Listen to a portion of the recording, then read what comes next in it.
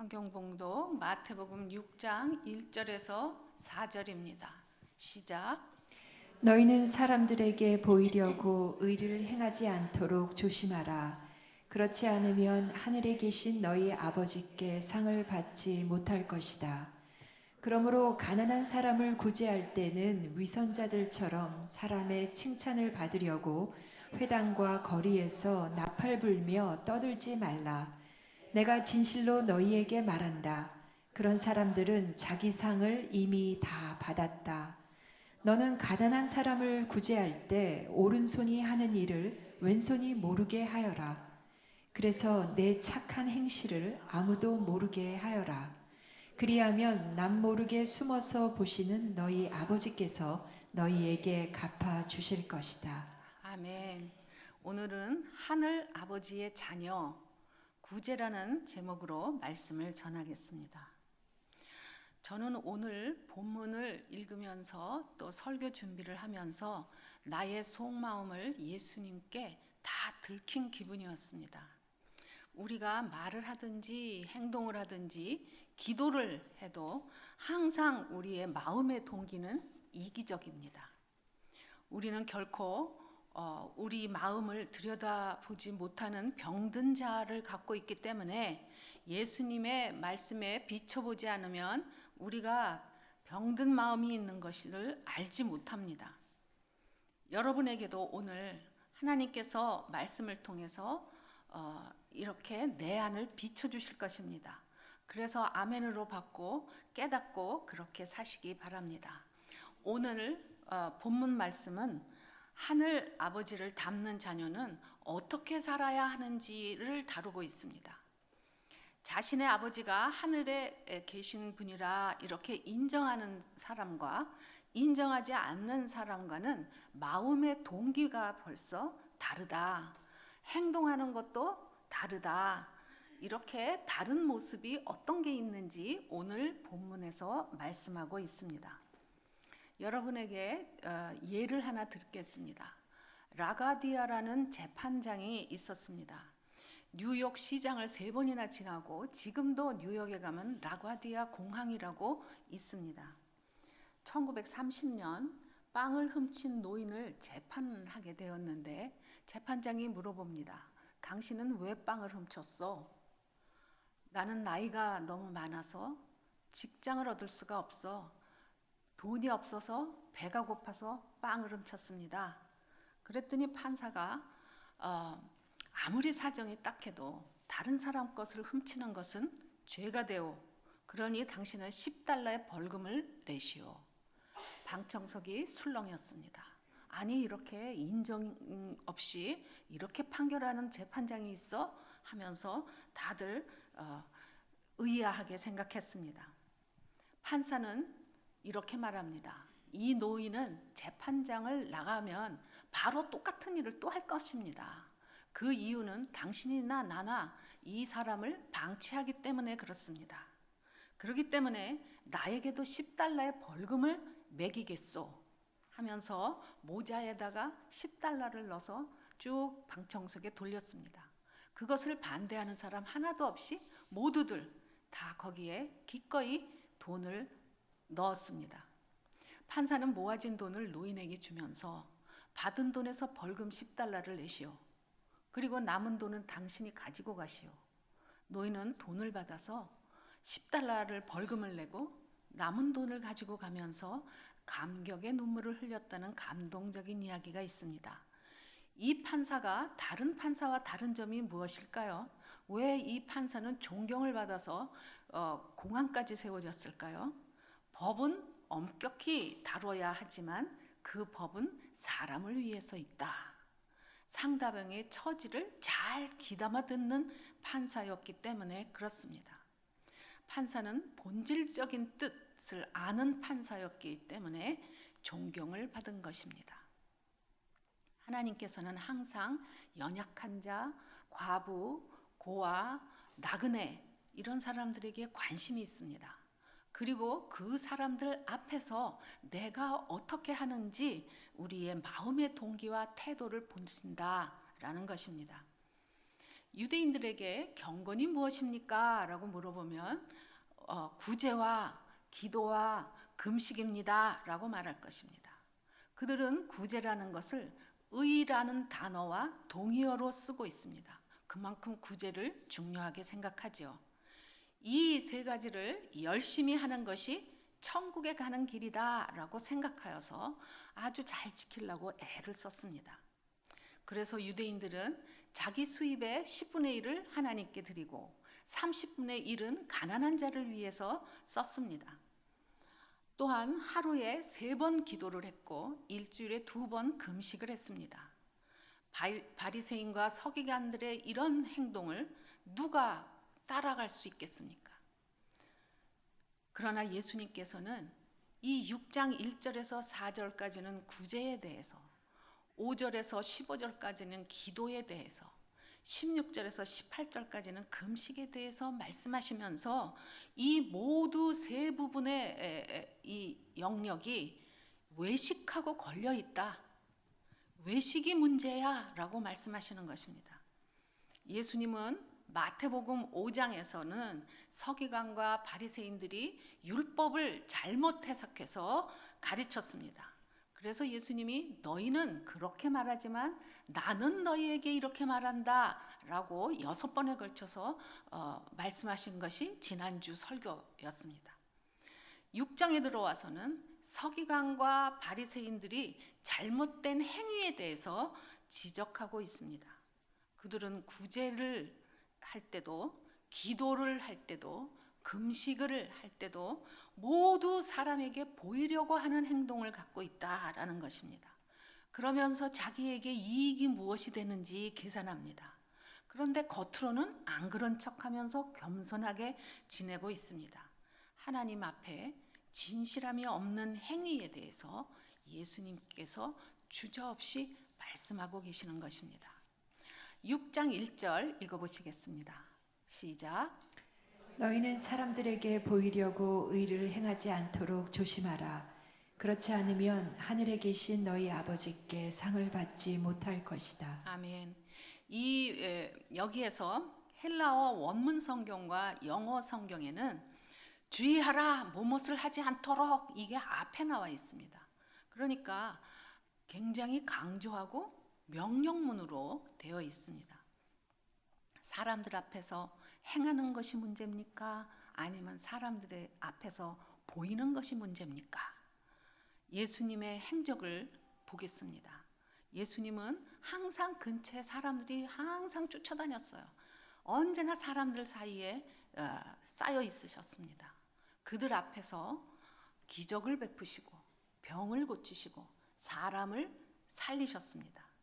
이것을 보면 사람들 앞에서 의를 행하는 것을 말씀하시는 게 아니구나라는 것을 알 수 있습니다.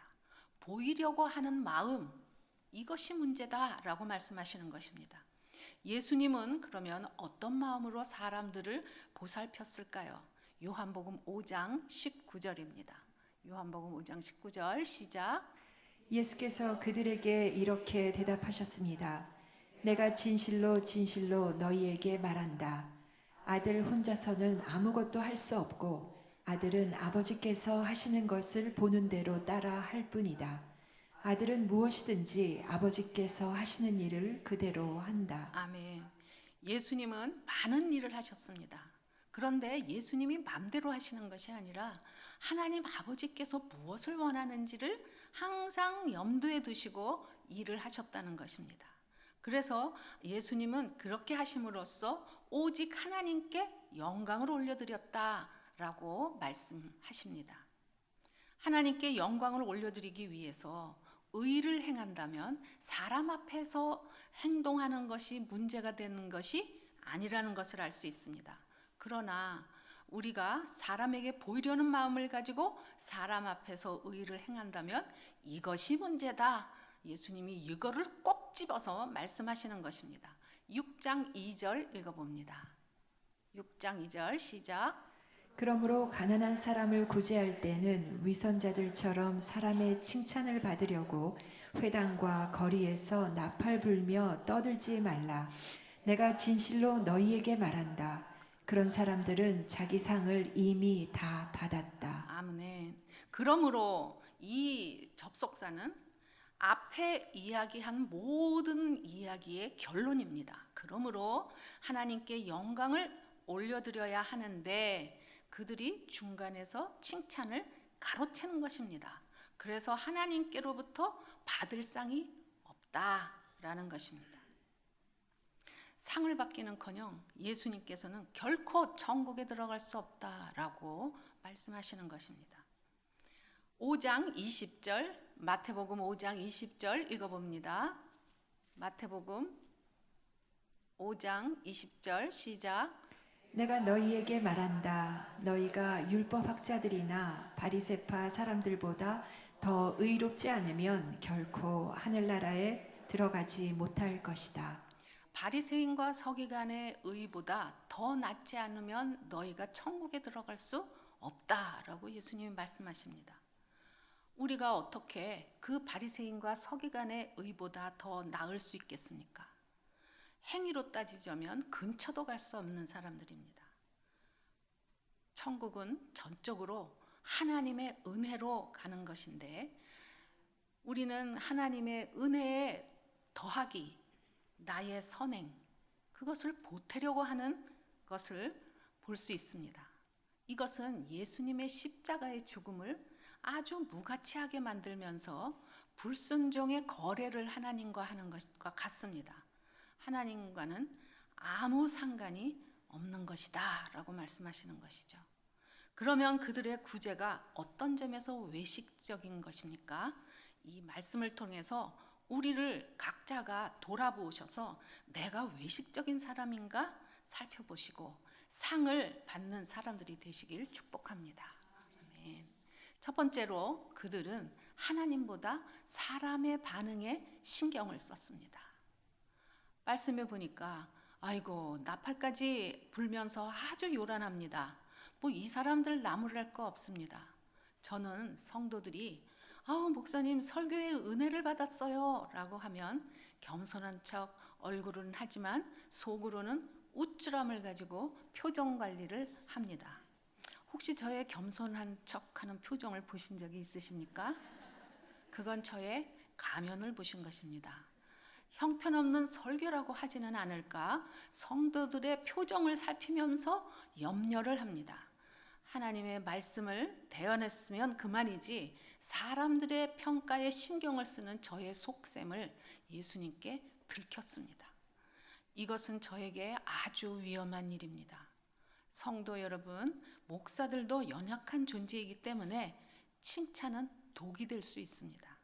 그래서 목사들을 칭찬하는 것을 조심하십시오. 저는 아직 이 훈련이 많이 필요하기 때문에 예배 후에 입구에 서서 인사를 하지 않습니다.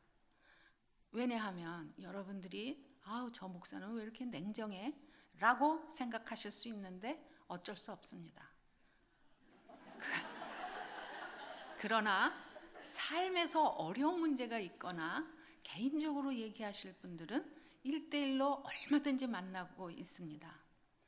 왜냐하면 까딱하다가 이미 너의 상을 다 받았다 이런 말을 하실 것이기 때문에 그렇습니다. 지금 저는 훈련 중이기 때문에 이해해 주시고 겸손할 수 있도록 기도해 주십시오. 제일 쓰러지는 것이 목사들이 거기에 그 부분입니다. 두 번째로 그들의 구제가 어떤 점에서 외식적인가? 그들은 누가 주인인지 인식하지 못했다는 것입니다. 구제는 하나님의 것을 가지고 나의 손을 빌려서 필요한 사람에게 주는 것입니다. 그러므로 하나님께서 영광을 받으시는 것은 계산상으로도 맞는 것입니다.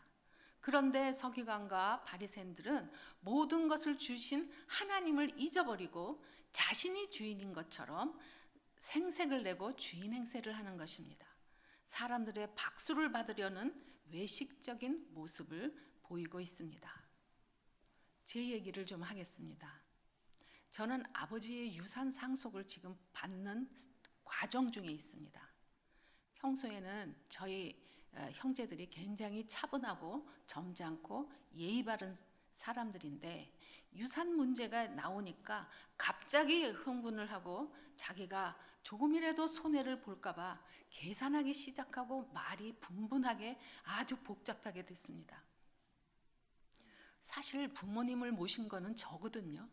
그런데 모시지도 않은 사람이 더 받겠다고 하니까 제가 화가 나고 억울한 생각이 들었습니다. 온통 그 생각에 사로잡혀서 설교를 준비해야 되는데 집중이 안 되고 자꾸 시간만 가는 겁니다. 얼마나 괴로웠는지 몰라요.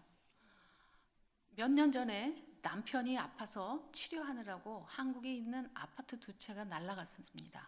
그런데 간병인 아줌마는 집 2채를 사서 얼마나 화가 나고 억울하던지요. 그래서 하나님께 따진 적이 있었습니다.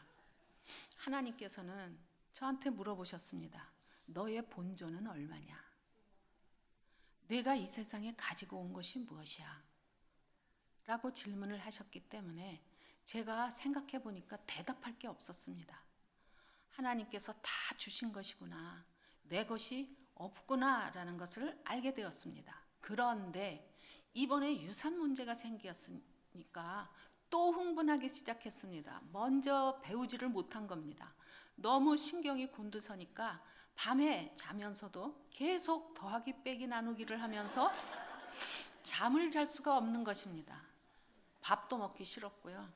머리가 아파서 도저히 살 수가 없는 것입니다. 참 배우는 것이 늦는 사람입니다. 할 수 없이 너무 괴로워서 유산을 포기하기로 마음을 먹었습니다. 제가 너그러운 마음으로 유산을 포기한 것 같습니까? 절대 아닙니다.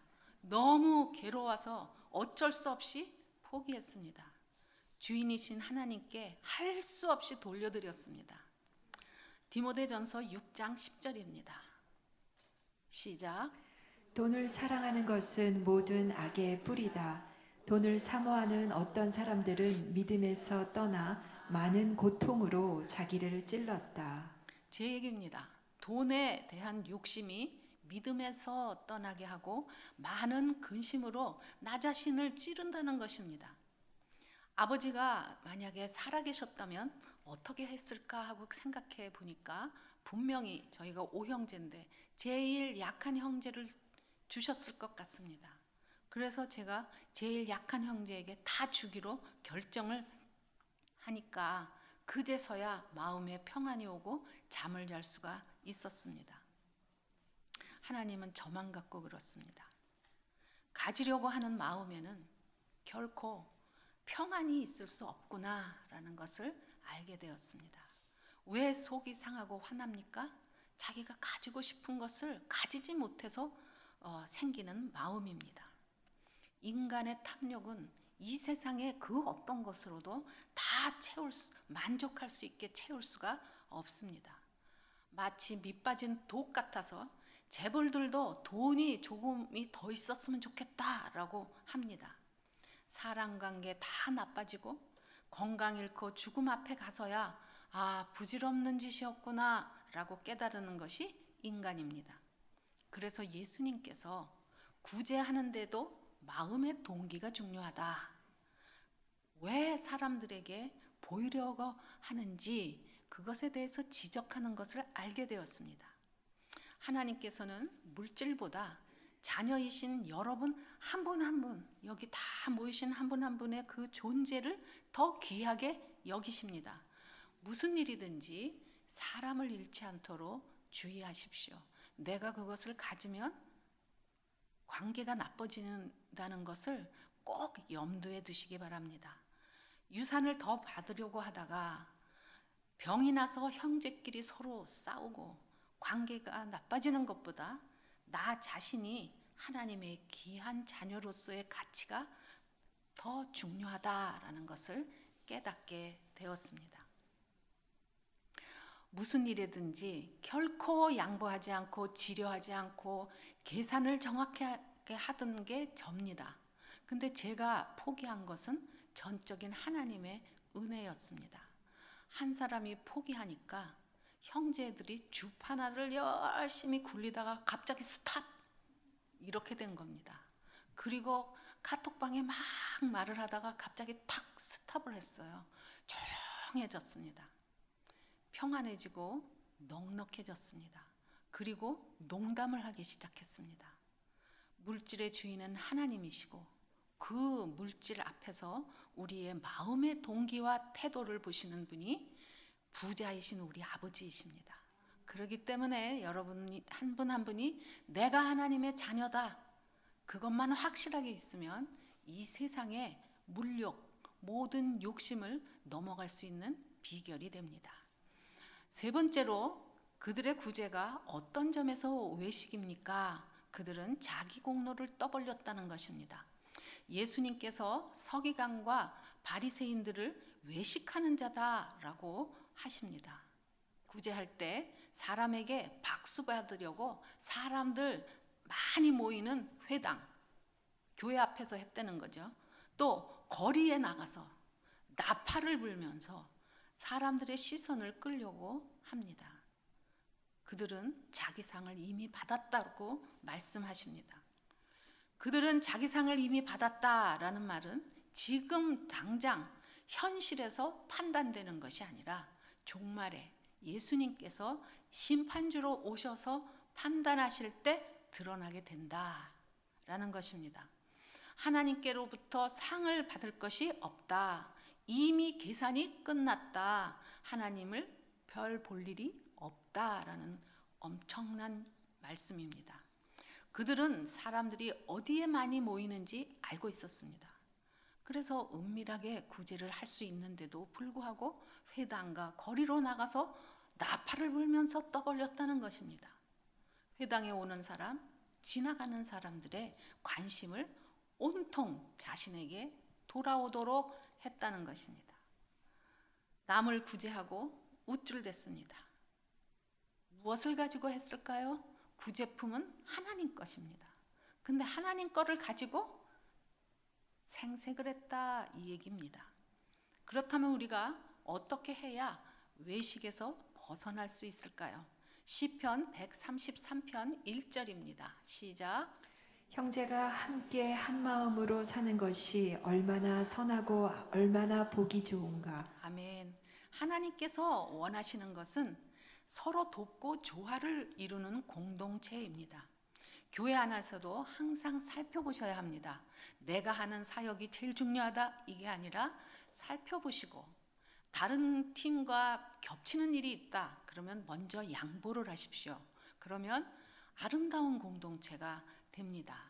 나눔은 우리를 행복하게 합니다. 이것이 하늘아버지가 원하는 마음입니다. 그렇게 할 때 하나님께서는 반드시 보상을 하십니다. 더 선한 길로 인도하시는 것을 많이 경험합니다. 그러나 방심을 했다가 사탄의 불화살을 맞으시고 악한 일의 도구로 사용되기가 아주 쉽습니다. 그렇기 때문에 항상 조용히 살펴보시고 염두에 늘 두시고 다른 분에게 나눠드리는 것, 이거 상당히 중요합니다. 여러분 요즘 살맛이 나십니까? 저는 너무 살맛이 나요. 왜냐하면은 가지려고 막 했을 때는 살맛이 안 났어요. 왜 나는 이렇게 부족하지? 부족한 것만 봤어요. 가진 게 많은데 부족한 것만 봤어요. 그런데 이렇게 한 개씩 한 개씩 뺏겼지만 하나님이 강탈해 가시잖아요. 한 개씩 한 개씩 뺏기고 보니까 뭐 남는 게 있어야 뭐 고민을 하지 않겠어요? 왜냐하면 사람한테 뺏긴 게 아니라 하나님한테 뺏긴 거니까 이건 도저히 돌아올 수가 없는 것이죠. 그래서 그렇게 하면서 주위를 살펴보니까 여유가 생겼잖아요. 돈이 있으면 그걸 지키느라고 바쁜데 돈이 없어지니까 시간이 남잖아요. 사람들을 돌아보니까 참 많이 힘들게 사는 분들이 많이 계시고, 눈동자를 보면은 얼굴은 웃고 있는데 눈에 슬픔이 있어요. 어떤 분은 얼굴은 상냥한데 여기에 무슨 재가 가라앉아 있는 것 같은 것이 볼 수가 있습니다. 그래서 그런 분들을 1대1로 만나면서 이렇게 교제를 하고 있는데요. 자녀 문제 때문에, 남편 문제 때문에, 뭐 관계 문제 때문에 굉장히 괴로우신 분들이 많이 계십니다.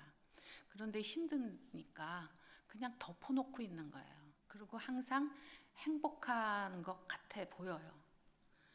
여러분들이 그동안 살아오면서 많은 역경을 겪어왔을 것입니다. 그것을 묻어두지 마시고 후배들이나 동료들에게 나눠주십시오. 무엇이든지 내가 가지고 있는 것, 그게 내 생각에는 형편없고 보잘것없고 작은 것 같아도 어떤 사람에게는 굉장히 그게 힘이 됩니다. 그래서 나누는 것이 맛있는 삶을 사는 비결입니다. 행복해지시려면 가지고 있는 것이 무엇이든지 조금이라도 나누는 습관을 가지는 것이 굉장히 중요합니다. 좌절했던 사람들이 살아나는 것을 보는 것만큼 기쁜 일은 없습니다. 내 안을 채워 넣으려고 할 때 결코 행복하지 않습니다. 자녀만 바라보지 마시고 남편만 바라보지 마시고 할 일이 너무나 많습니다. 무엇을 하든지 마음의 동기를 잘 다스리면서 나눠주는 것이 하나님께서 기뻐 받으시는 예배가 됩니다. 3절에서 4절 읽겠습니다. 시작. 너는 가난한 사람을 구제할 때 오른손이 하는 일을 왼손이 모르게 하여라. 그래서 내 착한 행실을 아무도 모르게 하여라. 그리하면 남모르게 숨어서 보시는 너희 아버지께서 너희에게 갚아 주실 것이다. 아멘. 무엇 때문에 은밀하게 하라고 하셨을까요? 은밀한 중에 보시는 우리 하나님께서 갚아주시기 때문에 그렇습니다. 아무도 본 사람이 없는 것 같아요. 그런데 아는 분이 계시다는 거예요. 하나님께서 보고 계시다는 것입니다. 그러면 된 것 아닙니까? 우리는 세상 사람들과 같이 하나님과 거래하는 자가 아닙니다. 하늘 아버지와 함께 사는 자입니다. 그렇기 때문에 억울할 때마다, 속이 상할 때마다, 이해가 안 될 때마다 아버지가 아시면 돼. 이것을 자신에게 말해 주십시오. 이것은 제가 마음을 지키는 비결입니다. 그래서 그럴 때마다 너무 기가 막히지만 잠시 멈춰서 아버지가 아시면 돼.